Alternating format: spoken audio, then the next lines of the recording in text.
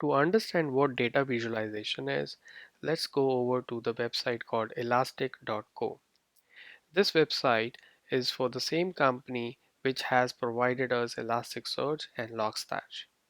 In this lesson, we are going to use another of their tool called Kibana. So let's go to products and click on Kibana.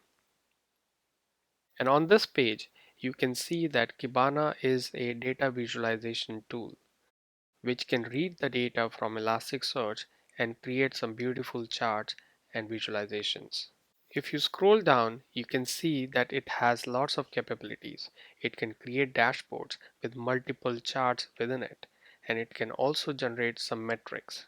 Okay. In upcoming lessons, we will also create these charts and dashboards on the data we have indexed in our Elasticsearch.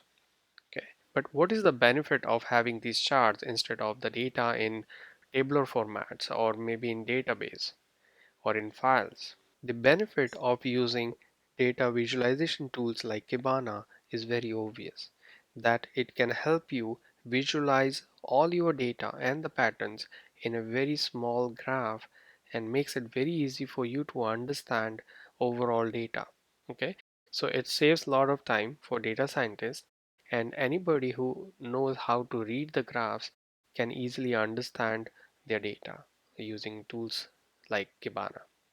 Kibana is also open source and it is free to use, and we will install it in our next lesson, and then we will create some visualizations of our own using the data we have indexed in our own Elasticsearch cluster. Okay, so I see you in the next class.